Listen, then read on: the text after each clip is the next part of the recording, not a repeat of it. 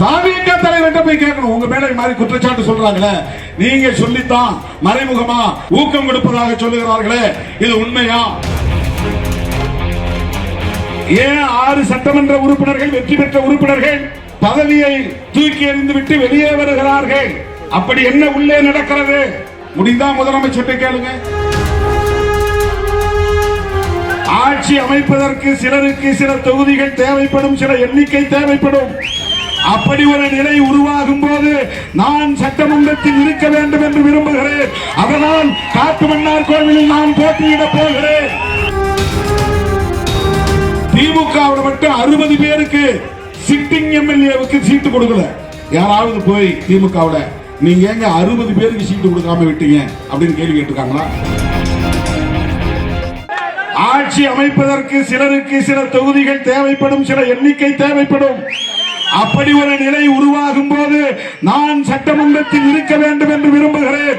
அதனால் காட்டுமன்னார் கோவிலில் நான் போட்டியிட போகிறேன் என்ற முடிவை தேர்தலுக்கு முன்பே சொன்னேன். ஏன் போட்டியிடல அப்படிங்கிறதுக்கு என்கிட்ட விளக்கம் கேட்கிறவன் எவனோ ஒரு ஆள் கூட அவரு போட்டியிடாமல் போனதற்கு எது காரணம் என்று திமுகவிடம் யாரும் கேட்கவில்லை. திமுக தலைவர்கிட்ட கேட்க வேண்டியதானே? பத்திரிகையாளர்கிட்ட பார்த்து நான் கேட்கிறேன், யாராவது ஏன் திருமாவளவன் காட்டுமன்னார் கோவிலில் போட்டியிட விரும்பிய நிலையில் அவரை போட்டியிட வேண்டாம் என்று சொன்னதற்கு ஏதாவது காரணம் இருக்கிறதா என்று திமுக தலைவரிடத்திலோ அல்லது அந்த கட்சியில் உள்ள மூத்த தலைவரிடத்திலோ இதுவரையில் எந்த ஊடகவியலாளராவது கேள்வி எழுப்பி இருக்கிறார்களா? சிட்டிங் எம்எல்ஏவுக்கு ஏன் சீட்டு கொடுக்கல? இதை திப்பிட்டு வைக்கிறான். திமுகவோட மட்டும் 60 பேருக்கு சிட்டிங் எம்எல்ஏவுக்கு சீட்டு கொடுக்கல. யாராவது போய் திமுகவோட நீங்க எங்க 60 பேருக்கு சீட்டு கொடுக்காம விட்டீங்க அப்படின்னு கேள்வி கேட்டிருக்காங்களா? இந்த கட்சிக்கு எப்படிப்பட்ட வாய்ப்புகளை, எப்படிப்பட்ட வேட்பாளர்களுக்கு தர வேண்டும் என்று முடிவெடுக்கிற அதிகாரம் ஒரு தலைவருக்கு இருந்தால்தான் அந்த தலைவரால் சுதந்திரமாக திட்டமிட முடியும், இயக்கத்தை அடுத்த கட்டத்தை நோக்கி நகர்த்த முடியும். ஆனால் இந்த நாள் வரையில் கட்சி உடையும் போது அவங்க வெளியே போக போறாங்க, இவங்க கட்சியை புது கட்சி தொடங்க போறாங்க. அதிமுகவிலிருந்து 6 பேர் வெளியே வந்திருக்கிறார்கள். அந்த அளவுக்கு அங்கே உட்கட்சி முரண்கள் இருக்கின்றன. அதிமுகவை பற்றி எவரும் பேசவில்லை. ஏன் 6 சட்டமன்ற உறுப்பினர்கள், வெற்றி பெற்ற உறுப்பினர்கள் பதவியை தூக்கி எறிந்து விட்டு வெளியே வருகிறார்கள்? அப்படி என்ன உள்ளே நடக்கிறது?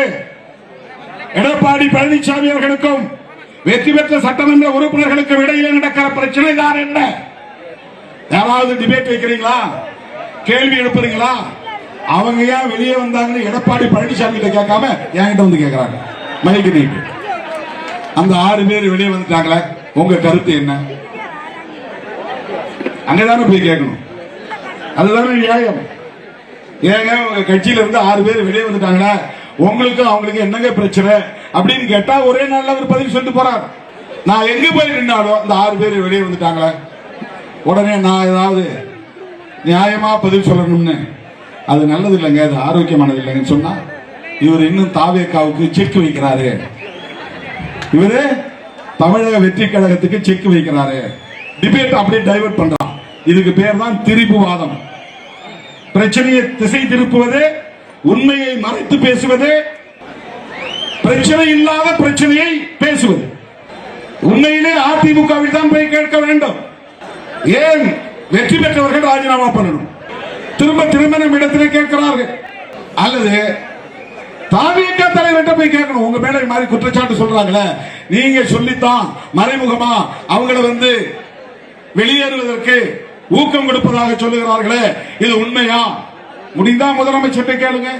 அதுதான் நியாயம்.